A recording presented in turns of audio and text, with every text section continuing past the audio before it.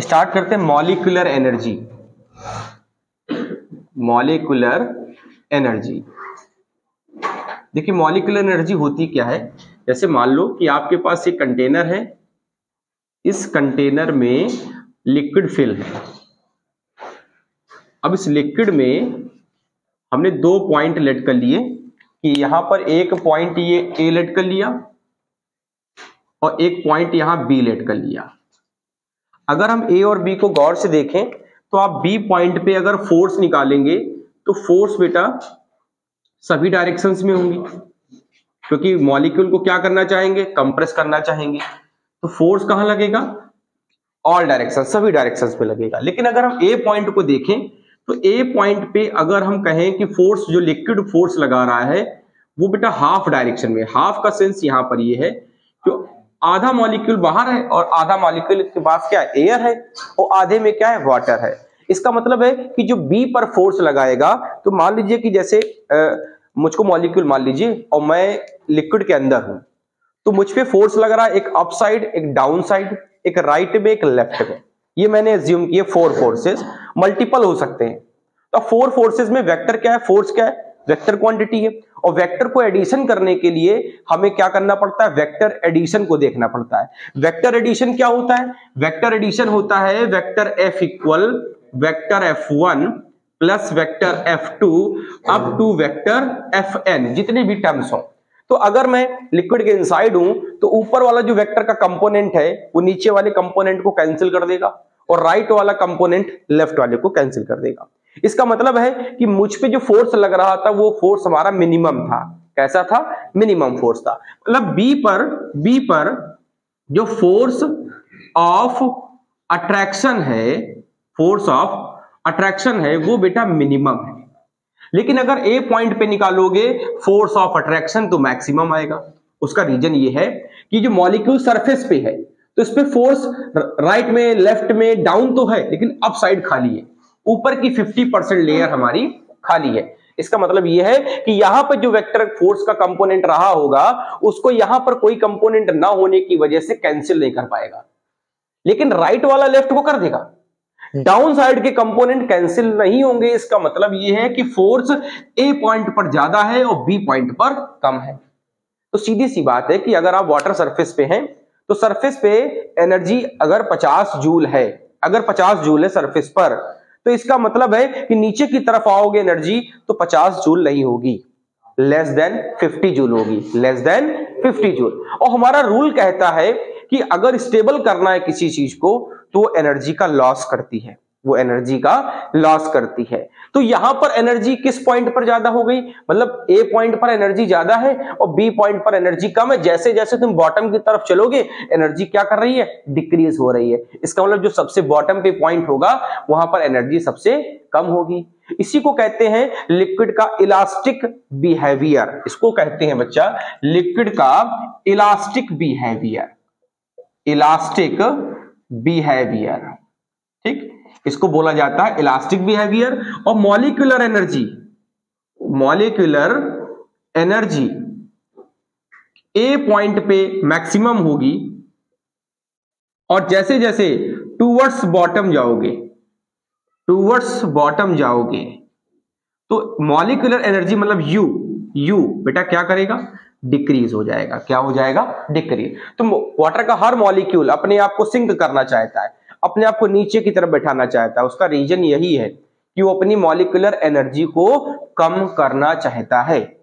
अब molecular energy, क्योंकि energy force of attraction से बनती है, इसलिए यहां पर फोर्स ऑफ अट्रैक्शन बी में बेटा कम होगा और ए पर फोर्स ऑफ अट्रैक्शन ज्यादा होगा। मतलब जैसे जैसे हम डेप्थ की तरफ चलेंगे फोर्स ऑफ अट्रैक्शन कैसा होता जाएगा, वीक होता जाएगा। कैसा होता जाएगा, वीक होता जाएगा। अब इसी में एक कॉन्सेप्ट आता है कि मॉलिक्यूलर एनर्जी में हम वर्क डन कैसे पता करें। तो वर्क डन को पता करने के लिए 2 मेथड है आपके पास। जैसे मैं मान लेता हूं कि यहां पर एक लिक्विड फिल्म है, यहां पर मैंने बेटा ले लिया लिक्विड की फिल्म। लिक्विड की फिल्म का मतलब होता है कि जैसे ये आपको सरफेस इस तरीके दिख रहा है, इस तरीके से इस सरफेस में जो लिक्विड भरा हुआ है वो अप साइड सरफेस में है और कहां पे है, डाउन साइड सरफेस पे है। मतलब अगर मैं आपसे कहता हूं लिक्विड फिल्म, तो लिक्विड फिल्म कहने का मतलब ये होता है, लिक्विड फिल्म इसका मतलब ये है कि ऑलवेज, हमेशा यहां पर बेटा 2 लेयर्स होंगी। हमेशा कितनी होंगी? 2 लेयर्स। मैंने फ्री लेयर्स नहीं बोला है, मैंने बोला है कि अगर लिक्विड फिल्म निकाल रहे हो तो उस लिक्विड फिल्म में कितनी लेयर्स है? 2। कैसे? मान लो कि आपने यहां पर एक पॉइंट फिक्स कर दिया। अब ये पॉइंट फिक्स कर दिया तो इस पॉइंट की जो लेंथ है वो हो गई L, ठीक है। अब इस पॉइंट की जो डिस्टेंस है वो बेटा हमने लेट कर ली x1, लेट कर ली x1। अब इस इमेजिनरी लाइन पर फोर्स ऑफ अट्रैक्शन के हिसाब से परपेंडिकुलर फोर्स लगना चाहिए। तो बेटा यहां पे लगेगा परपेंडिकुलर फोर्स, या तो अंदर की तरफ और या तो बाहर की तरफ। अच्छा, अब यहां पर फोर्स ऑफ अट्रैक्शन लग रहा है तो या तो लिक्विड की लेयर अंदर की तरफ आ जाएगी और या तो लिक्विड की लेयर बाहर की तरफ शिफ्ट होगी। लेकिन अगर यहां पर जो लिक्विड भरा हुआ है तो उसमें कितनी फ्री लेयर है? 2। वो कैसे 2 लेयर हो गई? एक सरफेस जो आपको सामने से दिख रही है, एक सरफेस जो आपको सामने से दिख रही है और एक सरफेस जो पीछे की तरफ है। एक सरफेस जो फ्रंट में आ गई और एक सरफेस जो बैक में हो गई। मतलब लिक्विड फिल्म में हमेशा कितनी लेयर्स होती हैं? 2 लेयर्स होती हैं। लिक्विड फिल्म में हमेशा कितनी लेयर्स होती हैं? 2 लेयर्स होती हैं। क्यों?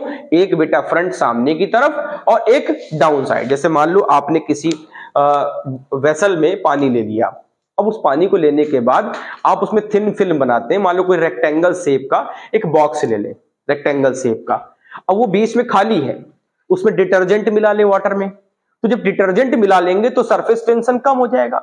उस बॉक्स को उसमें रख दें।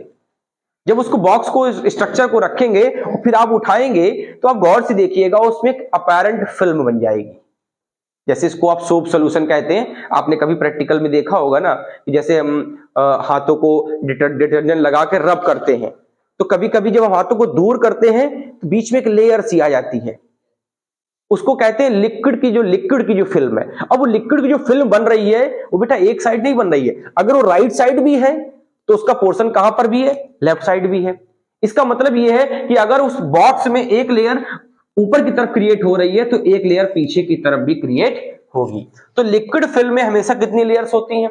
2 लेयर्स होती, कभी भी एक लेयर नहीं होती। अगर लिक्विड फिल्म का कोई भी न्यूमेरिकल आपसे पूछा जाए तो हमेशा ध्यान रखिएगा, लिक्विड फिल्म में हमेशा कितनी लेयर्स होती हैं? 2 लेयर्स होती हैं। एक जो फ्रंट में होगी और एक जो बैक होगी, या एक जो टॉप पे होगी या एक डाउन जो होगी। अगर टॉप है तो डाउन होगा और फ्रंट है तो रिवर्स होगा। ऐसे बच्चा 2 लेयर्स उसमें जनरेट होती हैं। तो अगर मैं इसका फोर्स आपसे पूछ लूं तो इसका फोर्स आप कैसे निकालेंगे? फोर्स क्या होता है? सरफेस टेंशन T इक्वल क्या होता है? F/L होता है। तो मैं फोर्स आपसे पूछूं तो क्या लिखोगे? T इंटू एल की जगह 2L, T इंटू एल की जगह 2L। 2L क्यों हुआ? एक फ्रंट की साइड का है और एक बेटा रिवर्स की साइड का है, तो उस समय फोर्स कितना होगा? T into 2L। कब? जब हम लिक्विड फिल्म की बात करेंगे। जब हम किसकी बात करेंगे? लिक्विड फिल्म की बात करेंगे। लिक्विड फिल्म का एग्जांपल है, आप आसानी से घर में करके देख सकते हैं। उसमें कुछ नहीं आपको करना है, एक रेक्टेंगल कोई बॉक्स बना लीजिए या स्क्वायर शेप में ले लीजिए, उसमें पानी को भरकर डिटर्जेंट मिला लीजिए उसमें। जब वो मेल्ट हो जाए सही से, उसको आप क्या करें? वो डिटर्जेंट में पानी में रख दें और रखने के बाद जब उसको आप ऊपर उठाएंगे तो आप उसको वर्टिकली करके थोड़ा देखिएगा तो उसमें एक अपैरेंट लेयर जनरेट हो जाएगी, जिसको हम लोग लिक्विड फिल्म कहते हैं। क्या कहते हैं? लिक्विड फिल्म कहते हैं। तो लिक्विड फिल्म के लिए बच्चा फोर्स कितना है? T into 2L, T into 2L। अब यहीं से हम वर्क डन भी कैलकुलेट कर सकते हैं। अब वर्क डन कैसे इसका निकालें? तो अगर मुझसे वर्क डन पूछेगा तो वर्क डन बेटा क्या होता है? dW, और dW क्या होता है? F into dx, integral of F dx होता है। तो F की वैल्यू क्या आ गई यहां पर? F की वैल्यू हो गई T इंटू 2L, F की वैल्यू हो गई T इंटू 2L और integral of dx from x1 से लेकर x2 तक। तो dW का इंटीग्रेशन तो W होता है, यहां बेटा T हो गया, यहां 2L हो गया। बेटा dx का इंटीग्रेशन करोगे तो x आएगा और जब x का लिमिट लगाओगे तो x2 माइनस x1 आएगा, जिसको हम कहते हैं T into 2L into delta x। क्या बोलेंगे? 2L into delta x। अब बेटा 2L इंटू डेल्टा x को देखो, लेंथ इंटू डिस्टेंस को हम लोग एरिया कहते हैं। लेंथ इंटू डिस्टेंस को क्या कहते हैं? एरिया कहते हैं। इसका मतलब 2L इंटू डेल्टा एक्स किसके इक्वल है, डेल्टा ए के इक्वल है। किसके इक्वल है, चेंज ऑफ एरिया। किसके इक्वल है, चेंज ऑफ एरिया के इक्वल है। जरा उस वैल्यू को अप्लाई कर दो तो W इक्वल क्या हो जाएगा, T इंटू डेल्टा ए। तो T किसके इक्वल हो जाएगा, W upon delta A. T किसके इक्वल हो जाएगा, W upon delta A. W क्या है, मॉलिक्यूलर एनर्जी, जिसको हम लोग सिंपल भाषा में वर्क डन भी कहते हैं। और डेल्टा ए क्या है, change in area. Delta A क्या है, चेंज इन एरिया। ठीक, डेल्टा ए क्या है, चेंज इन एरिया। तो मॉलिक्यूलर एनर्जी कहां पे ज्यादा होती है, जो मॉलिक्यूल बॉटम की तरफ है, कि जो मॉलिक्यूल ऊपर की तरफ है।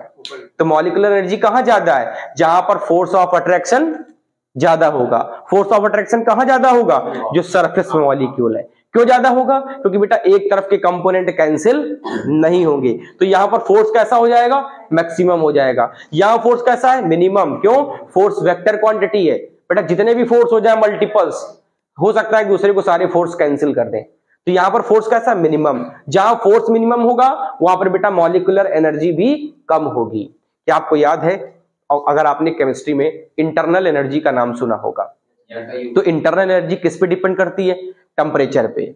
अब इंटरनल एनर्जी होता क्या है, मॉलिक्यूल की काइनेटिक एनर्जी प्लस मॉलिक्यूल की पोटेंशियल एनर्जी। ठीक है, लेकिन बेटा आपको पता होना चाहिए आइडियल गैसेस में क्या होता है, फोर्स ऑफ अट्रैक्शन नहीं माना जाता। अगर फोर्स ऑफ अट्रैक्शन नहीं मानोगे तो मॉलिक्यूल चलेंगे ही नहीं, डिस्प्लेस नहीं होंगे, पोजीशन नहीं चेंज करेंगे, ओरिएंटेशन नहीं करेंगे। अगर ऐसा हुआ इसका मतलब उसकी पोटेंशियल एनर्जी तो जीरो हो गई। जैसे इस रूम में 20 लोग बैठे हम लोग, हमने कहा ये आइडियल गैस है। अब आइडियल गैस है, इसका मतलब मॉलिक्यूल ट्रांसफर नहीं होंगे, इंटरैक्शन नहीं होगा, पोजीशन नहीं बदलेगी, तो हमारे पास पोटेंशियल एनर्जी कितनी, जीरो। तो मेरे पास कौन सी एनर्जी बची, सिर्फ काइनेटिक एनर्जी। सिर्फ मेरे पास क्या बची, काइनेटिक एनर्जी। ऐसे ही बेटा जैसे जैसे मॉलिक्यूल्स नीचे की तरफ आ रहे हैं तो नीचे की तरफ होंगे तो फोर्स ऑफ अट्रैक्शन वीक होता जाएगा, क्योंकि फोर्स के मल्टीपल। जैसे मुझको मॉलिक्यूल मान लीजिए, मेरे पे एक फोर्स इधर जा रहा है, एक राइट, एक लेफ्ट, एक अप, एक एंड डाउन, हो सकता है 45 डिग्री पे चले जाए। तो हमारी 4 डायरेक्शन है, नॉर्थ, साउथ, ईस्ट, वेस्ट। तो सारे कंपोनेंट एक दूसरे को क्या कर देंगे, कैंसिल। हो सकता है एक दो कंपोनेंट बच भी जाए, तो रिजल्ट आएगा, आने दीजिए। लेकिन फोर्स तो ज्यादा नहीं आएगा, कैसा आएगा, कम आएगा। और फोर्स ज्यादा कहां पे आएगा, सरफेस पे। इसका मतलब सरफेस पे मॉलिक्यूलर एनर्जी ज्यादा है, और बॉटम की तरफ चलोगे तो मॉलिक्यूलर एनर्जी। और बेटा ये हमको केमिस्ट्री में पढ़ाया जाता है कि इलेक्ट्रॉन भी अपनी एनर्जी को कम करके स्टेबल होना चाहता है। इसका मतलब मॉलिक्यूल अगर स्टेबल होना चाहता है तो वो बच्चा कहां जाएगा, डाउनवर्ड। किधर भागेगा, डाउनवर्ड। ठीक है, अच्छा ये तो हमको फॉर्मूला मिल गया कि T equal W upon delta A, मतलब सरफेस टेंशन किसके इक्वल है, molecular energy upon change in area. अब यहां पर एक समस्या ये है कि ये तो नॉर्मल लैंग्वेज हो गई हमारी सॉल्व करने के लिए, लेकिन कभी तो आपसे ये पूछ सकता है कि बिहेवियर शो कराइए कि कैसे आपने भाई बताया कि बिहेवियर में कि आपने एक धागे को लिया, एक धागे को आपने डिटर्जेंट मिले हुए पानी पे डाल दिया, अब वो धागा इधर उधर फैल जाता है। तो मान लो कि ये स्ट्रक्चर आपने ऐसे बनाया, और बेटा हमने क्या किया, यहाँ पर एक कोई भी थ्रेड ले लिया, वो किसी भी शेप में, मान लो किसी भी शेप में आपने उसमें डाल दिया। अब सबको पता है कि सरफेस टेंशन क्या करता है, सरफेस को सिकोड़ना चाहता है, दबाना चाहता है, एरिया को कम करना चाहता है। तो ऐसे केसेस में क्या होगा कि ये स्ट्रक्चर में आपके पास ये इतना एरिया बचता हुआ दिख रहा है, इतना एरिया आपके पास बचा हुआ दिख रहा है। लेकिन जैसे ही बेटा आपने डिटर्जेंट इसमें मिला दिया, इस लिक्विड में क्या मिला दिया, डिटर्जेंट। क्यों मिलाया, जिससे सरफेस टेंशन क्या हो जाए, डिक्रीज हो जाए, कम हो जाए। मैंने सेकंड केस में क्या किया, इसको ऐसे ही बनाया, मैंने यहां पर एक पिन लिया, या अदर आप कुछ ऑपरेटर्स ले सकते हैं, और इस पिन से जो यहां पर फिल्म बनाई थी, किसने फिल्म बनाई है, इस थ्रेड ने डिटर्जेंट पे एक अपनी फिल्म बनाई है। फिल्म का मतलब अपैरेंट लेयर बनाई है, जो आपने अक्सर नहाते समय हाथों को रब करके देखा होगा, या कभी कभी आपने जो एयर बबल बनाया होगा, या आपने डिटर्जेंट से जो बबल बनाया होगा, वो बबल आपको कलरदार दिखता है, कलर्स में दिखता है, उसको बेटा फिल्म कहते हैं, थिन फिल्म कहते हैं। उसी में मैंने क्या किया, एक हल्का सा पिन से होल कर दिया। जैसे आप बेटा पिन से होल करोगे, वैसे ही ये जो शेप ऐसा दिख रहा है ना, ये शेप ऐसा खत्म हो जाएगा और ये तुरंत स्फीयर में कन्वर्ट हो जाएगा। यही धागा जो अभी तक किसी भी शेप में पड़ा था, लेकिन एंड उसके बंद थे, किसी भी शेप में थे। जैसे आपने डिटर्जेंट में मिलाया, उसमें जैसे फिल्म में एक छोटा सा होल किया, वैसे उसने अपना क्या शेप बना दिया, स्फेरिकल। क्यों? क्योंकि it's want to reduce the surface area. वो अपने एरिया को क्या करना चाहता है, मिनिमम करना चाहता है। तो उसका स्ट्रक्चर इजीली बच्चा क्या बन जाएगा, स्फेरिकल बन जाएगा। और इस प्रैक्टिकल को तो आप आसानी से घर में करके देख सकते हैं। कुछ नहीं करना, आपको एक वाटर लेना है, वाटर में डिटर्जेंट मिला लीजिए या सोप सॉल्यूशन मिला लीजिए। उसमें आपको क्या लेना है, धागा लेना है, उस धागे को सरफेस में डाल दीजिए। अब वो धागा क्या करेगा, एक अपने आसपास एक फिल्म बना देगा, एक फिल्म बना लेगा। उसमें जैसे आप थोड़ा सा पिन से होल करेंगे, वैसे तुरंत वो किसी भी स्ट्रक्चर में होगा, वो स्फेरिकल हो जाएगा, तुरंत स्ट्रक्चर में स्फेरिकल। और स्फेयर क्यों बनाता है, क्योंकि सेम गिवन वॉल्यूम पर लिक्विड के पास एक प्रॉपर्टी है अपने एरिया को मिनिमाइज करने की। और सबसे अच्छी प्रॉपर्टी किसके पास है, स्फेरिकल शेप के पास। स्फेरिकल शेप गिवन वॉल्यूम में अपने एरिया को क्या करता है, सबसे कम करता है। इसलिए वो स्ट्रक्चर इजीली आप आसानी से बना सकते हैं। ठीक है, इतना नोट कर लें।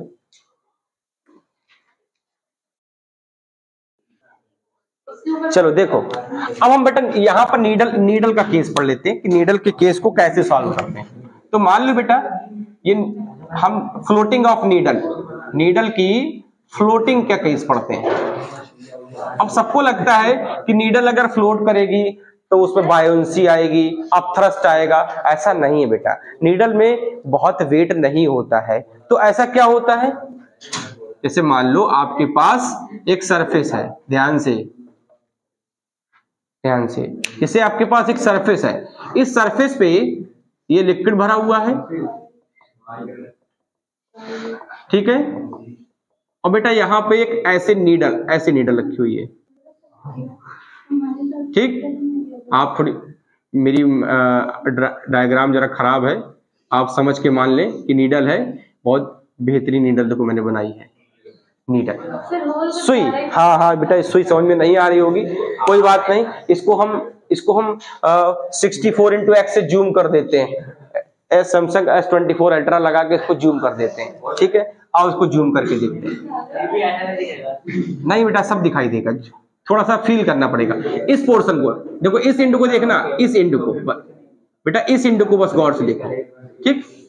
जो पहला वाला एंड है ना, जो नीडल होती है उसका जो पहला एंड होता है ना, जहां पर थ्रेड धागा लगाते हैं, वो एंड बेटा कैसा, कुछ स्फेरिकल शेप में होता है। उसी को हम जूम करते हैं थोड़ा सा, और उसको बेटा इस तरीके जूम करके ऐसे बना दिया, ठीक। मैंने कहा ना फ्रंट, बेटा आपको लेना है फ्रंट व्यू। कौन सा व्यू लेना है, फ्रंट व्यू। फ्रंट व्यू का सेंस होता है कि ऐसे नीडल का शेप था इस तरीके से, तो ये पोर्शन आपको इतना लेना है और ये आपको इस तरीके से दिखाई देगा। अब ये क्या करेगा, ये लिक्विड की सरफेस पे कुछ इस तरीके से बेटा रखा हुआ है, ठीक। क्यों, क्योंकि इसकी वजह से लिक्विड कुछ तो कुछ कंप्रेस होगा ही होगा। ये मैंने इसको फील कर दिया। अब इसमें क्या करें, अब जरा गौर करो, इसका वेट किधर होगा, नीचे। ये तो हो गया W। जरा देखो बेटा, यहां कांटेक्ट है इसका, लिक्विड का देखिए इस नीडल के साथ यहां कांटेक्ट है, तो इस कांटेक्ट पे बना लीजिए टेंजेंट। इस कांटेक्ट पे टेंजेंट नीचे तो बनेगा नहीं, क्योंकि फेस ऊपर की तरफ है, तो इसका टेंजेंट किधर बनेगा, ऊपर की तरफ। एक तो ये टेंजेंट हो गया, और बेटा यहां पे टेंजेंट बनाओ तो एक ये टेंजेंट हो गया। तो बेटा ये तो हो गए इसके दो टेंजेंट। अब दिक्कत ये है कि यहां पर हो गया हमारे पास फोर्स F और यहां पे हो गया फोर्स F। अब इस फिगर को मैं अलग कर देता हूं, कैसे, ये बेटा आपके पास फ्रंट व्यू था, ये इसका वेट था, यहां पर लिक्विड कुछ ऐसे आकर ऐसे था, और फिर यहां से ऐसे था, ठीक है। अब जरा फील करो, ये जो टेंजेंट आपने बनाए हैं, इस टेंजेंट को जरा देखिए, ये तो W हो गया। आपने एक टेंजेंट कुछ इस तरीके से ड्रॉ किया, एक सरफेस यहां कांटेक्ट में है तो एक ही ड्रॉ किया। थोड़ा इसको पीछे कर लो, मान लो मैं कहीं मान लेता हूं ये इंटरसेक्शन है, ये इंटरसेक्शन है दोनों का। अब बेटा इंटरसेक्शन ऐसा है, तो ये यहां पर एक सरफेस ऐसी है जहां पर वाटर भरा हुआ है, यहां पर एक सरफेस ऐसी है जहां पर वाटर भरा हुआ है। तो जरा गौर करना, थोड़ी देर सोचना, ये एंगल कितना है, थीटा, तो ये एंगल भी कितना होगा, थीटा। बेटा ये फोर्स कितना है, F, ये कितना है, F। बेटा F का theta, F cos theta, F का थीटा, एफ का theta F cos theta, F cos theta का perpendicular F sine theta, F cos theta का परपेंडिकुलर एफ साइन थीटा। तो क्या हो गया डबल एफ का एफ कॉस थीटा और एफ कॉस थीटा का परपेंडिकुलर एफ साइन थीटा। बेटा एफ का theta F cos theta perpendicular F sine theta. बेटा अब कितना फोर्स है नीचे की तरफ, कितना है डब्ल्यू वेट, और वेट का जस्ट अपोजिट कौन दिख रहा है, क्योंकि एफ कॉस थीटा एक दूसरे को कैंसिल आउट कर देंगे, अपोजिट है। तो बताओ यहां पर वेट कितना है 2f साइन थीटा, यहां पर वेट कितना है 2f साइन थीटा। मतलब वो जो नीडल है, जरा सी नीडल है, उसकी वेट की वजह से उस जो जिस लिक्विड सरफेस पे रखी है उसका वेट है कितना 2f साइन थीटा। बेटा सबको पता है कि फोर्स होता है surface tension into length, force होता है सरफेस टेंशन इंटू लेंथ होता है। तो फोर्स की जगह हम लिख सकते थे T इंटू एल। ध्यान रखना ये लिक्विड फिल्म नहीं है तो डबल नहीं करिएगा लेंथ को, ये लिक्विड फिल्म नहीं है। तो बच्चा F किसके इक्वल T इंटू एल। तो बेटा W कितना आ गया 2, F की जगह T into L into sine theta. This is the formula. ये क्या बन गया हमारा फॉर्मूला बन गया। अब थोड़ा सा इसी में एक लॉजिक और समझना, हमने कैसे निकाला, हमने क्या किया, जो नीडल थी उसका जो फ्रंट वाला था पोर्शन जहां पर हम थ्रेड लगाते हैं, उसको मैंने क्या किया थोड़ा सा जूम करके फ्रंट व्यू ले लिया। जूम का फ्रंट व्यू मतलब ये इस शेप में ऐसे बनी है, इसको बड़ा करके, और मैंने फ्रंट व्यू का मतलब होता है इसको सामने से देखना। तो सामने से देखने पर ये कुछ इस तरीके का स्ट्रक्चर बना देगी, बाकी की लेंथ इस तरीके से पीछे की तरफ होगी। ठीक बेटा, इसका टेंजेंट, क्योंकि देखो टेंजेंट ऊपर जा रहा है तो टेंजेंट ऊपर, इसका टेंजेंट ऊपर, इसका वेट नीचे। बेटा ये कितना एंगल यहां था, हॉरिजॉन्टल के साथ कितना एंगल था थीटा। तो मैंने इसको एफ का थीटा एफ कॉस थीटा और एफ कॉस थीटा का perpendicular F sine theta. Same case opposite side, F का थीटा एफ कॉस थीटा और परपेंडिकुलर एफ साइन थीटा। तो डब्ल्यू किसके बराबर है 2f साइन थीटा। W किसके बराबर है 2f साइन थीटा, जहां पर F किसके इक्वल है सरफेस टेंशन इनटू लेंथ के इक्वल है। लेकिन बेटा अगर हम यही केस कहें लिफ्टिंग करो, इसको उठाना है इसको। अब हम लिफ्टिंग कर रहे हैं, ध्यान सुनना बेटा, अगर आप लिफ्टिंग करोगे तो मान लो यही चीज सेम ऐसे जब इसको उठाओगे ऊपर की तरफ उठाओगे तो बेटा सडनली तो वाटर के कांटेक्ट से हटेगी नहीं, वाटर धीरे धीरे हटेगा। जब उसको हम धीरे से ऊपर की तरफ उठाएंगे, उठाने पर यहां पर कांटेक्ट रहेगा, यहां पर मतलब कुछ मिलाकर लिक्विड ऐसे भरा है अभी भी इसमें और ऐसे है। ठीक है, हम लिफ्ट अप ऊपर की तरफ उठा रहे हैं इसको। तो जब ऊपर की तरफ उठाओगे तो पानी का लास्ट स्टेज तक कांटेक्ट बना रहेगा। अब कांटेक्ट रहेगा तो इसका वेट तो बच्चा अभी भी नीचे है, वेट तो अभी भी नीचे रहेगा। लेकिन कांटेक्ट गौर करिएगा, यहां पर टेंजेंट कुछ कर्व है क्योंकि सरफेस इस टर्न वाली थी, वो रखा था सरफेस दब रही थी।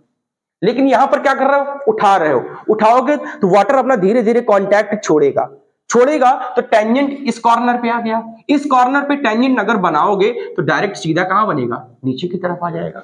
तो बेटा ये क्या हो गया हमारा ये टेंजेंट हो गया डायरेक्ट कहां, नीचे की तरफ। तो ये क्या है F, ये क्या है F।